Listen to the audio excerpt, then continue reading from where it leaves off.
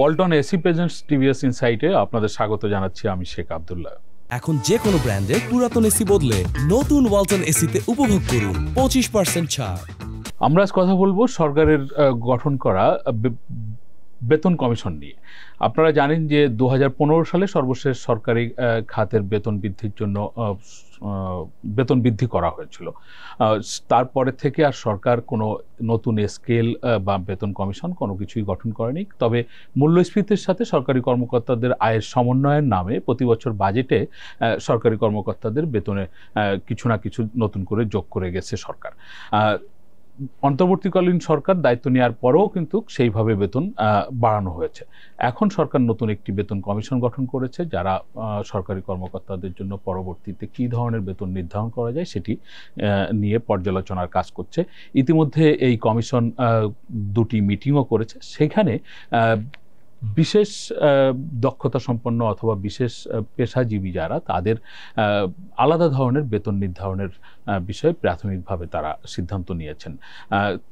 কী ধরনের পেশার এবং তাদের জন্য আলাদা কী ধরনের সুবিধা রাখা হবে এবং অন্যান্য ক্ষেত্রে কি ভাবনা এই কমিশনের মধ্যে রয়েছে, তাই নিয়ে টিভিএসে বিশেষ প্রতিবেদন প্রকাশিত হয়েছে। প্রতিবেদনটি করেছেন টিভিএসের বিশেষ প্রতিনিধি আবুল কাশেম।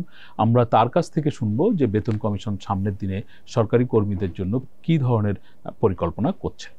আবুল কাশেম, আপনাকে স্বাগত জানাচ্ছি। আপনার যে স্টোরি, আপনি বলছেন যে বেতন কমিশন তাদের যে মিটিং করেছে সেখানে তারা চিন্তা করেছে যে চিকিৎসক বা এই ধরনের যারা পেশাজীবী আছেন সরকারি কর্মে নিয়োজিত, তাদের জন্য আলাদা ধরনের একটি বেতন কাঠামো অথবা বাড়তি কিছু সুবিধা রাখবে। আসলে কাদের জন্য এই আলাদা কাঠামোর কথা চিন্তা করা হচ্ছে বা বাড়তি সুবিধার কথা চিন্তা করা হচ্ছে? এই সুবিধাগুলো কেমন হতে পারে? ধন্যবাদ আপনাকে।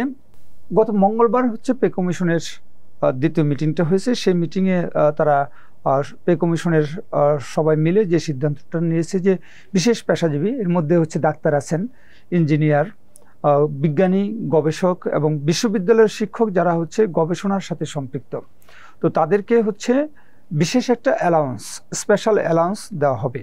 তারা এই বিষয়ে একমত হয়েছে। যে আপনি দেখেন যে এরা কিন্তু হচ্ছে আপনার ডাক্তার, ইঞ্জিনিয়ার এবং এরা হচ্ছে সবাই সরকারি পে স্কেলে বেতন হয় এদের। সরকারি চাকরিজীবীরা যে স্কেলে বেতন পান তারা ওই স্কেলে সেম সুযোগ সুবিধা পান। আর বিশ্ববিদ্যালয়ের শিক্ষক এবং হচ্ছে বেশিরভাগ ক্ষেত্রে হচ্ছে যে বিজ্ঞানীগুলি আছে আমাদের, সেগুলি হচ্ছে অনেকটা স্বায়ত্তশাসিত প্রতিষ্ঠান বা কর্পোরেশন, তো তাদের জন্য আলাদা হচ্ছে একটা বেতন কাঠামো থাকে, কিন্তু সেটাও ন্যাশনাল পে স্কেলের সাথে সামঞ্জস্যপূর্ণ আর কি।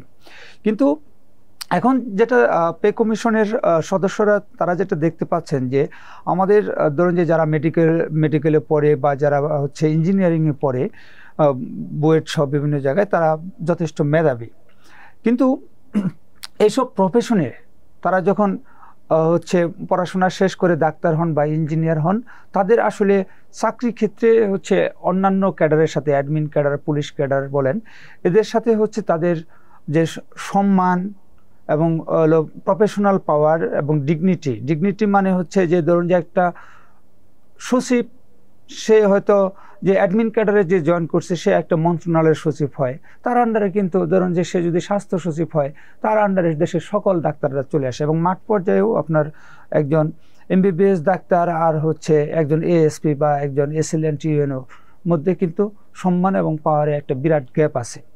এই কারণে বুয়েট বা ইঞ্জিনিয়ার, ডাক্তার এসব সাবজেক্টে পড়ে সবাই হচ্ছে এই বিশেষ অ্যাডমিন ক্যাডার বা পুলিশ ক্যাডার এসব দিকে ঝুঁকে যাচ্ছে। আমাদের যে মূল পেশা, তাদের যে মূল পেশা, তারা যে বিষয়ে পড়াশোনা করলো ওই দিকে তাদের আগ্রহ কমে যাচ্ছে এবং অনেকে তো বিদেশে চলে যাচ্ছেই বেটার লাইফের জন্য।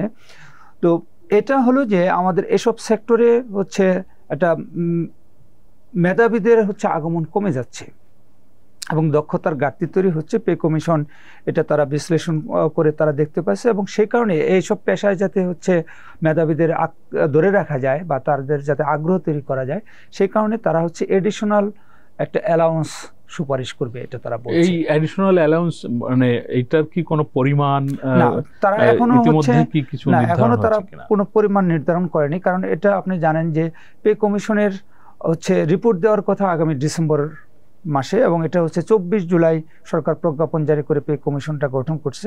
এরপরে মাত্র আগস্ট মাস গেছে, তারা মাত্র 2টা মিটিং করছে। তারা এখনো সেটা করে নাই, কিন্তু তারা একটা ডিসিশন নিয়েছে যে এদের জন্য নীতিগত সিদ্ধান্ত হয়েছে যে তাদের জন্য একটা বিশেষ অ্যালাউন্স থাকবে। এখানে একটা বলি যে আমাদের ধরেন যে সশস্ত্র বাহিনী, তো তাদের কিন্তু বেতন কাঠামোটা আলাদা, যদিও সেটা ন্যাশনাল পে স্কেলের সাথে সামঞ্জস্যপূর্ণ, কিন্তু সশস্ত্র বাহিনীর বেতন কাঠামোতে ওই বাহিনীর সদস্যদের জন্য কিন্তু ভ্যারাইটিস টাইপ হচ্ছে অ্যালাউন্স আছে, যেটা অন্য সরকারি চাকরিজীবীদের ক্ষেত্রে নেই। আবার আপনি যদি দেখেন যে আমাদের বিচারকদের জন্য, তাদের জন্য হচ্ছে আলাদা একটা বেতন কাঠামো, সেটাও ন্যাশনাল পে স্কেলের সাথে সামঞ্জস্যপূর্ণ, কিন্তু বিচারকদেরও অনেক ধরনের অ্যালাউন্স আছে। আপনি জানেন যে পুলিশ, তারপরে হচ্ছে আমাদের যে কারা পুলিশ, এমনকি বিচারকরা, তারা হচ্ছে ঝুঁকি ভাতা পেয়ে থাকে 40% ঝুঁকি ভাতা, যেটা হচ্ছে 2013 সালে এটা চালু হয়েছিল। তো এরকমই হচ্ছে যে এডিশনাল একটা অ্যালাউন্স হচ্ছে এইসব পেশায় যারা নিয়োজিত আছে তাদের জন্য থাকবে। জনাব আবুল কাসেম, আপনি অনেক দিন ধরেই অর্থ বিভাগের কার্যক্রম বা সরকারের এই ধরনের নীতিগত সিদ্ধান্ত নিয়ে কাজ করছেন, এবং এর আগের সরকার যে সময় এই বেতন কাঠামো করে সেই সময়ও আপনি এটি নিয়ে মানে বিস্তর কাজ করেছেন। এখন দেশের যে অর্থনৈতিক পরিস্থিতি, সরকারের যে রাজস্ব আয়, আমরা সবসময় শুনে আসছি যে সরকারের রাজস্ব আয় বেশ কম জিডিপির তুলনায়। সরকার ঋণ করে উন্নয়ন প্রকল্প বাস্তবায়ন করে এবং সরকারের যা রাজস্ব আয় হয় সেটি দিয়েই অপারেটিং যে ব্যয় সরকারের করতে হয় সেটি করতেই শেষ হয়ে যায়। এরকম সময়ে সরকার নতুন বেতন কাঠামো নির্ধারণ করার একটি উদ্যোগ নিয়েছে। সরকার আসলে বেতন কাঠামো নির্ধারণ করতে গিয়ে সামগ্রিকভাবে সকলের জন্য এটি মানে কিরকমভাবে কতটুকু বাড়িয়ে নির্ধারণ করতে পারে বলে আপনার কাছে মনে হয়? দেখেন, এটা একটা ব্রড কোশ্চেন হয়েছে। আমি যদি একটু ব্যাকগ্রাউন্ডে বলি যে 2015 সালে যে পে কমিশনটা ছিল, সেটা ডক্টর ফরাসউদ্দিন আহমেদের নেতৃত্বে ওনাদের কমিশনের যে সুপারিশ ছিল, সেখানে বলা হয়েছিল যে এরপরে বাংলাদেশে আর কোনো পে কমিশন হবে না। ওইটাই হচ্ছে লাস্ট পে কমিশন। সেখানে সুপারিশ ছিল যে প্রতি বছর 1 জুলাই, আগে কিন্তু সরকারি চাকরিজীবী যেদিন জয়েন করতো, পরের বছর ওই দিন তার ইনক্রিমেন্ট হতো, এক বছরের ইনক্রিমেন্ট। তো ওই পে কমিশনে সুপারিশ করা হয়েছিল যে যেদিনই জয়েন করুক প্রতি বছর 1 জুলাই সে ইনক্রিমেন্ট পাবে, এবং এই ইনক্রিমেন্টের পরিমাণ হবে 5%। যদি কোনো বছর ইনফ্লেশন 5%-এর উপরে হয়, বেশি হয়, তাহলে এই ইনক্রিমেন্ট হচ্ছে ওই ইনফ্লেশনের সাথে সামঞ্জস্যপূর্ণ হবে, মানে ইনফ্লেশন বেড়ে গেলে ইনক্রিমেন্টের পরিমাণটা বাড়বে। আমরা দেখলাম যে 2024 সালের ইলেকশনের আগে যে বাজেটটা হলো, সেখানে কিন্তু সরকারি চাকরিজীবীটা একটা হচ্ছে মহার্ঘ ভাতা প্রধানমন্ত্রীর কাছে চেয়েছিল, তৎকালীন প্রধানমন্ত্রী শেখ হাসিনার কাছে। তো সেক্ষেত্রে মহার্ঘ ভাতা হয় নাই, কিন্তু বাজেটের পরে তখনকার প্রধানমন্ত্রী ঘোষণা দিলেন যে তাদেরকে হচ্ছে ইনসেন্টিভ দেওয়া হবে, এবং সেটা প্রথম বছর 5% ইনসেন্টিভ তাদের দেওয়া হলো। তারা কিন্তু প্রতি বছর 5% ইনক্রিমেন্ট পান, তার সাথে আরও 5% ইনক্রিমেন্ট দেওয়া হলো। পরে অর্থ বিভাগ সেটার হচ্ছে অর্ডারটা এমনভাবে করলো যে এটা হচ্ছে যতদিন পর্যন্ত সরকার পরিবর্তন বাতিল না করে ততদিন পর্যন্ত এটা চলতে থাকবে, মানে এটা হলো তখন থেকে এটা স্থায়ীভাবে চলতেছিল। এই অর্থ বছরে যে অন্তর্বর্তীকালীন সরকার এসে তারা যে হচ্ছে বাজেট দিল, এই বাজেটের তারা হচ্ছে এই 10% ইনসেন্টিভ তারা হচ্ছে ঘোষণা করলো। দেখেন যে সরকারি চাকরিজীবীদের কাছ থেকে কিন্তু নতুন বেতন কাঠামোর কোনো দাবি দেওয়া ছিল না, জোরালো কোনো দাবি দেওয়া ছিল না। কিছু কর্মচারী সংগঠন তারা হচ্ছে মহার্ঘ ভাতা দাবি করছিল বা হচ্ছে রেশন দাবি করছিল, সচিবালয়ে যারা কর্মচারী আছে তারা হচ্ছে রেশন দাবি করছিল সরকারের কাছে। কিন্তু সরকার হঠাৎ করে একটা পে কমিশন গঠন করে ফেললো এমন সময় যখন হচ্ছে আমার রেভিনিউ ইনকাম কম, দেশের ব্যবসা বাণিজ্য কম, প্রাইভেট সেক্টর হচ্ছে চলতে পারছে না উচ্চ মূল্যস্ফীতির কারণে। তো তখন এটা করলো, এবং অর্থনীতিবিদরা কিন্তু সবাই এই সিদ্ধান্তের একটা বিরোধিতা করছে, এবং তারা বলছে যে সরকারি চাকরিজীবীদের জন্য প্রয়োজন হলেও এটা আসলে উপযুক্ত সময় নয় এ ধরনের একটা ভাতা দেওয়া। এবং আপনি জানেন যে মহার্ঘ ভাতা দেওয়ার সিদ্ধান্ত কিন্তু সরকার নিয়ে নিয়েছিল, এবং পরে হচ্ছে আমরা যতটুকু জেনেছি যে সরকারি যারা উপদেষ্টা হিসেবে আছেন তাদের বিভিন্ন বন্ধুবান্ধবরাই হচ্ছে তাদের কাছে ব্যক্তিগতভাবে এটা সমালোচনা করেছেন, গণমাধ্যমেও তো করেছেনই, ব্যক্তিগতভাবে অনেকে সমালোচনা করছেন যে তোমরা এটা কি করতে যাচ্ছ, এই সময়ে যদি এটা দাও। এবং দেখেন যে সময় হচ্ছে অনেকগুলো 100-র বেশি এসেনশিয়াল পণ্যের ব্যাট বসানো হলো মানুষের পকেট থেকে বেশি টাকা আদায় করার জন্য, ওই সময় হচ্ছে মহার্ঘ ভাতা দেওয়ার সিদ্ধান্ত তারা নিছিল। তার প্রেক্ষিতে, সমালোচনার প্রেক্ষিতে ব্যাকফুটে চলে আসে। এখন যে পে কমিশনের একজন সদস্যের সাথে আমি যখন কথা বলেছি, আমি তার কাছে এই প্রসঙ্গটা এনেছিলাম যে সরকারের যে রেভিনিউ ইনকাম, তো তাতে হচ্ছে এই সময় নতুন পে স্কেল দেওয়ার মতো সক্ষমতা সরকারের আছে কিনা। তো তিনি আসলে যেটা বলছেন যে আমরা এটা একটু অ্যানালাইসিস করব, এবং তারা অর্থ বিভাগের কাছে একটা রিপোর্ট চেয়েছে যে দেশের হাল আমলে এখনকার অর্থনৈতিক সিচুয়েশন কি, এবং এই পে স্কেল দেওয়া হলে তার হচ্ছে ইম্প্যাক্টটা কেমন পড়বে, এই বিষয়ে অর্থ মন্ত্রণালয়ের কাছে তারা একটা অ্যানালাইসিস চেয়েছে, এবং অর্থ মন্ত্রণালয় এটা দিলে তারা তখন বিশ্লেষণ করবে, এটাই বলছেন। আপনি 2015 সালের কথা বলছিলেন, ওই সময় আমরা দেখেছি যে বেতন বৃদ্ধি ছিল নিম্নতম গ্রেডের ক্ষেত্রে প্রায় 100% এবং উচ্চতম গ্রেডের ক্ষেত্রে গিয়ে কিছুটা কম 80% পর্যন্ত। তার আগেও যখন এইরকম পরিবর্তন হয়েছে তখনও এরকম উচ্চ স্তরের বেতন বৃদ্ধি হয়েছে 70% বা তার কাছাকাছি। এখনকার যে পরিস্থিতি আপনি বর্ণনা করলেন এবং ইকোনমিস্টদের যে মতামতের কথা আপনি বললেন, তার প্রেক্ষিতে আসলে এই পে কমিশন সর্বোচ্চ কতটা বেতন বৃদ্ধি করার সুপারিশ করতে পারে বলে আপনি ধারণা করেন, বা মানে আসলে করার সুযোগই বা কতটুকু হতে পারে? দেখেন যে আমাদের হচ্ছে ট্যাক্স এবং নন ট্যাক্স রেভিনিউ মিলে এটা হচ্ছে 5 লাখ কোটি টাকার কম, এবং আমাদের ঋণের সুদ পরিশোধেই হচ্ছে প্রায় 1,30,000 কোটি টাকার মতন চলে যায়, দেশি এবং বিদেশি। তারপরে হচ্ছে সরকারের সাবসিডিও হচ্ছে প্রায় 1 লাখ কোটি টাকার মতো। এরপরে আমাদের যে সোশ্যাল সেফটি নেট, সেটাও 1 লাখ কোটি টাকার বেশি, এবং সরকারি চাকরিজীবীদের বেতন ভাতায় এই অর্থ বছরের বাজেটে এটা 84,000 কোটি টাকা বরাদ্দ আছে। তো যদি ধরেন যে 50% বাড়াতে হয়, মিনিমাম যদি 50% বাড়াতে হয়, তাহলে আরো 42,000 কোটি টাকা লাগবে। তো এই 42,000 কোটি টাকা কিন্তু অনেক বিরাট একটা অঙ্ক, এবং এই টাকাটা হচ্ছে জনগণের পকেট থেকে সরকারকে নিতে হবে। তো জনগণের যদি হচ্ছে আয় না বাড়ে, দেশে যদি ব্যবসা বিনিয়োগের পরিবেশ তৈরি না হয়, তো জনগণ এই টাকাটা দিবে আসলে কোত্থেকে? কিন্তু সরকার যদি ট্যাক্স বসায় দেয়, আপনার উপরে যদি বসায় দেয় যে আপনি যে চশমা পরে আছেন, চশমা এখন হচ্ছে 10% ট্যাক্স আছে, আপনাকে 20% দিতে হবে, আপনাকে বাধ্য হয়ে দিতে হবে। কিন্তু এই যে আপনি দিলেন, এর খেসারত হিসেবে হয়তো আপনি দুবেলা না খেয়ে থাকবেন, আপনার সন্তানকে একটা ভালো ড্রেস দিতে পারবেন না, তারে প্রাইভেট টিচার দিতে পারবেন না, ফ্যামিলির কেউ অসুস্থ হলে তারা একটা ট্রিটমেন্ট করতে পারবেন না। এভাবে হচ্ছে যে বেসরকারি খাত বিরাটভাবে হচ্ছে এফেক্টেড হবে। তো আমাদের যে পে কমিশন, সেখানে পে কমিশনের প্রধান সাবেক অর্থ সচিব, এবং তিনি হচ্ছে জাতীয় রাজস্ব বোর্ডেরও চেয়ারম্যান ছিলেন, তিনি নিশ্চয়ই এগুলি হচ্ছে বিবেচনা করবেন। আমি জানতে চেয়েছিলাম ওনার কাছে, তো যে আমাদের যে রেভিনিউ সিচুয়েশন, তাতে হচ্ছে 40-50 হাজার কোটি টাকা এই একটা খাতে হচ্ছে আপনার বাড়তি ব্যয়ের সম্ভাবনা, এই অর্থনীতি বার কতটা নিতে পারবে।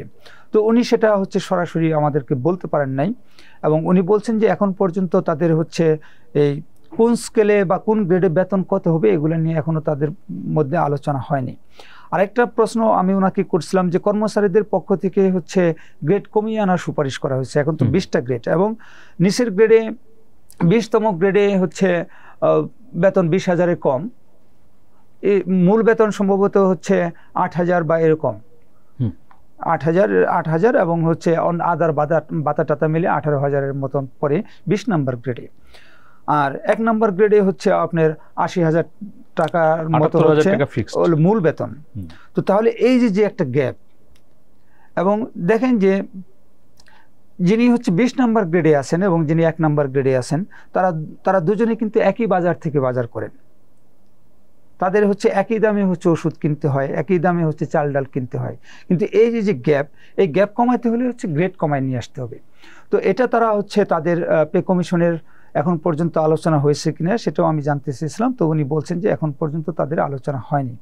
আর একটা জিনিস যে উনি যেটা বলছেন যে যদিও সরকার হচ্ছে ডিসেম্বর পর্যন্ত ডেডলাইন দিয়েছে, ডিসেম্বরের মধ্যে তাদের রিপোর্ট সাবমিট করার কথা, কিন্তু তারা মনে করছেন যে এটা ডিসেম্বরের মধ্যে তাদের পক্ষে হয়তো সম্ভব হবে না।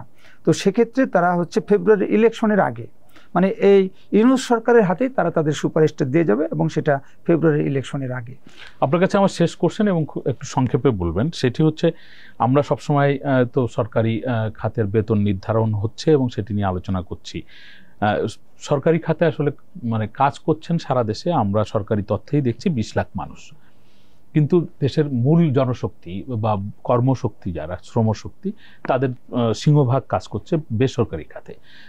এই যে প্রেক্ষাপটে সরকারি কর্মকর্তাদের বেতন বৃদ্ধির কথা বা পে কমিশন গঠনের প্রস্তাব এসেছে বা গঠন করা হয়েছে, একই ঘটনাগুলো তো বেসরকারি খাতেও ঘটছে। তাদের আয় বৃদ্ধির ক্ষেত্রে কি সরকারের কোনো উদ্যোগ আছে, বা এখানে মানে এই বাজারের সমন্বয়টা কিভাবে হবে? দেখেন যে আমাদের যে ইকোনমিক রিপোর্টার্স ফোরাম আছে, তো তাদের ইকোনমিক রিপোর্টার্স ফোরাম তো বাজেটের আগে পরে হচ্ছে অর্থ মন্ত্রণালয় তাদের বিভিন্ন বিষয়ে মতামত নেয় বাজেট বিষয়ে। সেখানে কিন্তু এই যে সরকারি এবং বেসরকারি খাতের যে হচ্ছে বেতন বৈষম্য, এই প্রসঙ্গটা ইকোনমিক রিপোর্টার্স ফোরামের থেকে বিভিন্ন সময় উত্থাপন করা হয়েছে। এবং আগের যে আওয়ামী লীগ সরকারের অর্থমন্ত্রী তারাও যেটা বলছেন, বা এখনকার অন্তর্বর্তীকালীন সরকারের উপদেষ্টারা তারাও এটা বলছেন যে আসলে প্রাইভেট সেক্টরের বেতন তো আর সরকার দেবে না। হ্যাঁ, সরকার দেবে না।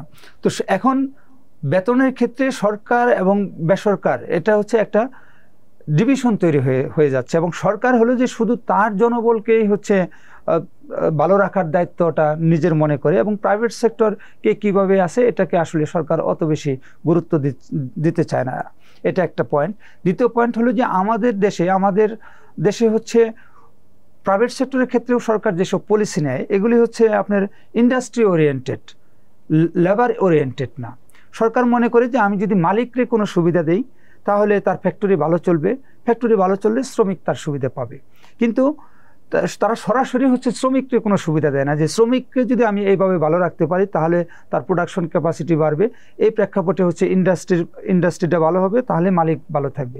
সরকার ওই দিকে যায় না। এক্ষেত্রেও হচ্ছে সরকারের ওইরকম কোনো চিন্তা ভাবনা নাই যে আমাদের প্রাইভেট সেক্টরে, সরকার প্রতিটা বাজেটে ভালো ভালো কথা বলে, সব বাজেটেই পলিটিক্যাল হোক নন পলিটিক্যাল হোক, যে এই বাজেট হচ্ছে বিনিয়োগের বাজেট। হ্যাঁ, কিন্তু আমরা দেখি যে কোনো বিনিয়োগ হয় না। এখন বিনিয়োগ আসলে গত বছর যে রাজনৈতিক টার্মোইল ছিল, তো সেই সময়কার তুলনায় যে এখন বিনিয়োগ বাড়ছে ব্যাপারটা ওরকমও না। ফলে বিনিয়োগ না হওয়ার কারণে কর্মসংস্থান হচ্ছে না, চাকরির বাজারে ডিমান্ড তৈরি হচ্ছে না। প্রাইভেট সেক্টরে যেখানেই আসে কোনো রকমে সে তার চাকরিটা টিকে রাখছে, কারণ সে যদি বলে যে আমার এই বেতনে হচ্ছে না, অফিস তাকে বলবে যে তুমি চলে যাও ভাই, তোমার আর দরকার নেই, বাইরে আরও অনেক লোক চাকরির জন্য লাইন দিয়ে আসে এর চেয়ে কম বেতনে। তো এই সিচুয়েশনে আসলে প্রাইভেট সেক্টরে আমরা যারা আছি, এই যে দেশের 80%-এর মতো, 80% বা তারও বেশি জনশক্তি, তাদের আসলে ভালো থাকার মতো কোনো আলো সামনে নেই। যদি নির্বাচনের পরে দেশে ইনভেস্টমেন্ট সিনারি ভালো হয়, অর্থনীতি ভালো হয়, তাহলে হয়তো তারা ভালো থাকতে পারবে। তবে এখানে আরেকটা সেকেন্ড আমি সময় নিচ্ছি, পে কমিশন যেটা সিদ্ধান্ত নিয়েছে যে তারা এই সরকারি চাকরিজীবীদের বেতন ভাতা নির্ধারণের ক্ষেত্রে তারা প্রাইভেট সেক্টরের মতামত নেবে। তারা একটা প্রশ্নপত্র তৈরি করতেছে, সেই প্রশ্নপত্রটা হচ্ছে বেসরকারি খাতে যারা আছে তাহলে তাদের উপরে একটা জরিপ কাজে ব্যবহার করবে, এবং প্রাইভেট সেক্টরের মতামত নিয়েই তারা হচ্ছে সরকারি সেক্টরের বেতন সুপারিশ করবে। ধন্যবাদ আপনাকে। আমরা এতক্ষণ ধরে আবুল কাসেমের কাছ থেকে শুনছিলাম পে কমিশন কি চিন্তা করছে এবং তার ইম্প্যাক্ট কি হতে পারে। আমাদের আলোচনা আপনাদের ভালো লাগলে আপনারা শেয়ার করবেন, লাইক করবেন। সকলকে ধন্যবাদ।